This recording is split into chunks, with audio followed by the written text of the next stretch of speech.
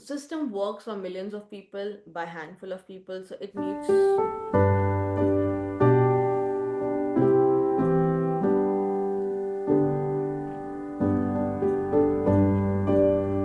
Hello everybody, welcome back to my channel Dr. Mansi on record. How you guys are doing? I hope you guys are doing really good.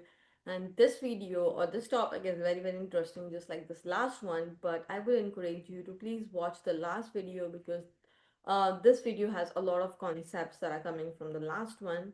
But our grandparents, parents took some time to learn that, learn that technology. So this example reflects that if we understand the system, I think we might stop asking emotional questions and might raise logical questions that are important to bring clarity. Systems are made for stability, systems are made for fairness, systems are made for continuity, and systems are made to risk reduction, because system never favors flexibility, it always favors predictability, because that is what a system needs. Because if you entered the code let's say in a programming language, it you know how it's gonna come, as an output. So that's how it believes in predictability, not in flexibility. Fairness, because the system works for millions of people by handful of people, so it promotes fairness. Continuity is very important, because systems needs consistency over personalizations, because as mentioned, in fairness they are working for millions of people, so they need to have the same level of consistency, same level of continuity, with without any personalization. System promotes risk reduction because it needs safety first over speed. Say for an example, if you are driving by yourself in the car, you might overspeed yourself. But if you know you are driving with your family or small kids, you would just drive on the required speed. You won't underspeed, you don't overspeed. So that is how it works here by saying risk reduction. Because so as mentioned, system have to work for millions of people and not designed for individual speed. They cannot cater just one individual. They have to see you know everybody and treat everybody differently. Because slide we have emotional gap versus individuals versus system, because system thinks in logic, individual thinks, as mentioned, emotionally, because we humans have the tendency, no matter what. Let's say if a doctor is treating patient, the treatment would be very different.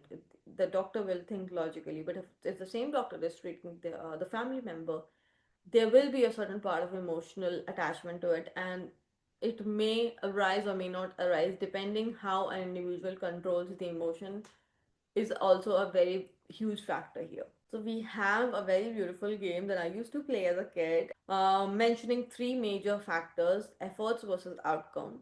System prefers more of stability, more outcomes that have more consistency and predictability. The second one here in orange box has urgency and risk. Individuals want immediate action. We tend to respond emotionally and impulsively, and without weighing the actual, pros and cons of the situation and the risk factor that is involved in that. And humans have that psychological factor that we tend to get impulsive and emotionally when we are under urgency or under certain risk. Momentum versus control means individual seeks progress, whereas system seeks stability. As I mentioned in the first, green circle, that system prefers consistency, system prefers continuity, system prefers predictable outcome, whereas individuals are dynamic in nature, so that is why they tend to move within immediate plans. I already mentioned individual tend to think emotionally, whereas system operates based on logic, mostly on planning, organizing, documentation, pros and cons, weighing the risk factor, how many people will be under the impact, and which affects this, all those things taken in consideration. Let's just assume if we tend to think logically in this point of situation, what would be our questions? Because now we know our emotional questions were, why this is taking so much of time, why am I the only one suffering? But now if we think logically, will the questions change? Yes or no? Please comment down, and what should be the questions? So now we will see from the point of emotional reaction to strategic action. If I plant the seed today, it will take some time to grow because it needs water, it needs sunlight, it needs required nutrition to grow from the ground huge as a tree, but it will take some time. So with this example, we understand that we cannot fight system emotionally. We have to understand that we have to think logically. System works logically, progressively by process in step by step. So we cannot have emotional overload on that. Once we actually understand how the system works, then we think very responsibly that now what can I do to make it better for myself. For example, in the second image here, there you'll see you planted a seed. Now it needs water. You cannot just forget watering the seed. You cannot forget the sunlight for the seed. So now here those things matter. What you should do as an action to make it better for yourself, to make it better for everybody around you, to make it better for the system, and then it creates a system literacy because now you know everything logically and you're not reacting to it emotionally. If we understand things logically, we tend to process things the similar way. Just like frustration is an emotional feeling, but awareness comes from a lot of reading, learning. So, from moving, feeling small in the system, why this is happening to me, being emotional, reactive, and feeling powerless, frustrated within the system, you understand the system because learn how to actually operate. As explained in the iceberg picture, we cannot judge the iceberg, tip of the iceberg and say that, this is small or this is big, learning from the history with the example of Titanic. Then we design change. What changes do we need? How we can improve this for the future? And then we actually feel empowered, confident, and capable that I can do to make it better for myself and for overall, and by influencing the system also. Coming from a frustration point of view, you are moving towards a point of awareness, and here it is shown in the picture of a frog that now you know you can jump anywhere happily.